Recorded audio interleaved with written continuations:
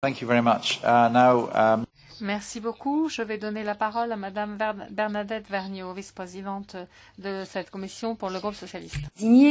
La question de la protection de services publics efficaces et de qualité est un élément clé de l'achèvement du marché intérieur et de la cohésion sociale et territoriale. Si le traité de Lisbonne prend mieux en compte la spécificité des services d'intérêt général, les difficultés rencontrées lors de la transposition de la directive services démontrent qu'une clarification s'impose. À ce titre, je ne puis que regretter que votre lettre de mission ne fasse aucune mention de cette question, pas plus d'ailleurs que vos réponses aux questions écrites. Pourtant, M. Barroso s'est engagé dans ses orientations politiques de septembre, je cite, à créer un cadre de qualité pour les services publics et sociaux, ce qui témoignera de leur importance dans le modèle de société européen. Ma question est donc la suivante. Pouvez-vous vous engager à proposer une directive cadre sur les services publics et si oui, dans quel délai? Merci. Madame Vergnaud, évidemment, je m'inscris clairement dans le discours et le projet présenté par José Manuel Barroso, qui a parlé d'un cadre de qualité pour les services publics.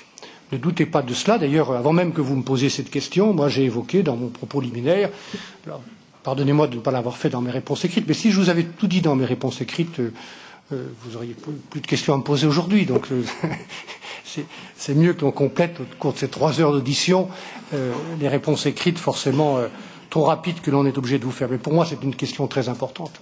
Ça fait partie de cette réconciliation ou de cette ambiguïté qu'il faut lever sur l'Europe, s'agissant des missions de service public et donc et du rapprochement avec les citoyens. Je sais l'inquiétude, notamment après la directive service, sur un bon exercice des services sociaux d'intérêt général.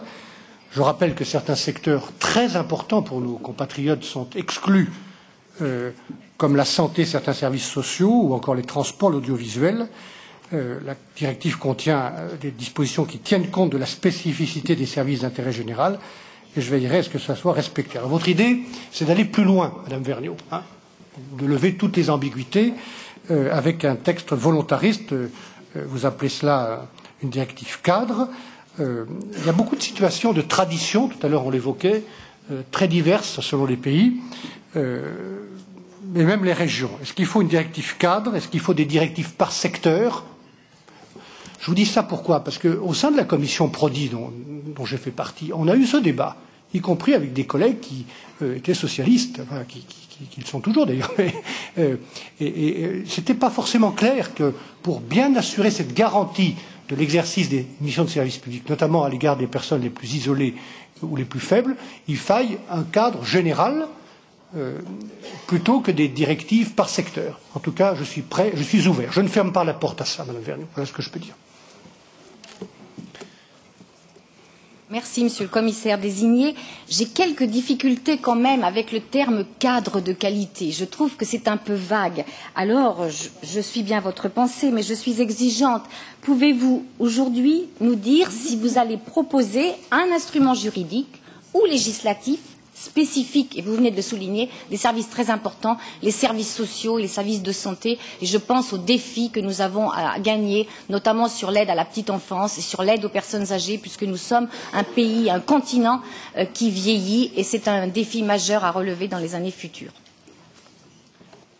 Oui, mais ces services que vous venez de citer, qui sont probablement, s'agissant de la santé, les plus importants, notamment pour les personnes les plus faibles ou les plus isolées ou les plus âgées, sont exclus des textes actuels. Ils sont de cette manière-là protégés. Mais je comprends qu'il y a un doute, et moi je voudrais, en tout cas pendant ces quelques années où nous aurons à travailler ensemble, si vous le voulez, qu'on lève cette ambiguïté, qu'il n'y ait plus de doute là-dessus. Ce n'est pas le rôle de l'Union européenne, ce n'est pas le rôle de la Commission que d'aller empêcher, au titre de la politique de concurrence, des services de s'exercer sur le terrain quand il n'y a pas évidemment de compétition avec un autre pays.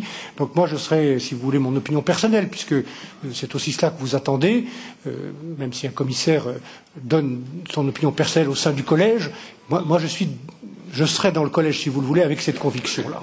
Voilà, donc alors est-ce qu'il faut, vous avez cité déjà dans votre réponse, vous avez cité deux catégories de services. Est-ce qu'il faut un cadre juridique sécurisant pour chacun d'entre eux ou est-ce qu'il faut un cadre général quand on sait la diversité des situations dans les 27 pays? Je ne suis pas sûr de ma réponse pour l'instant, donc je vais travailler à ça, mais dans le sens clair que je viens de vous dire.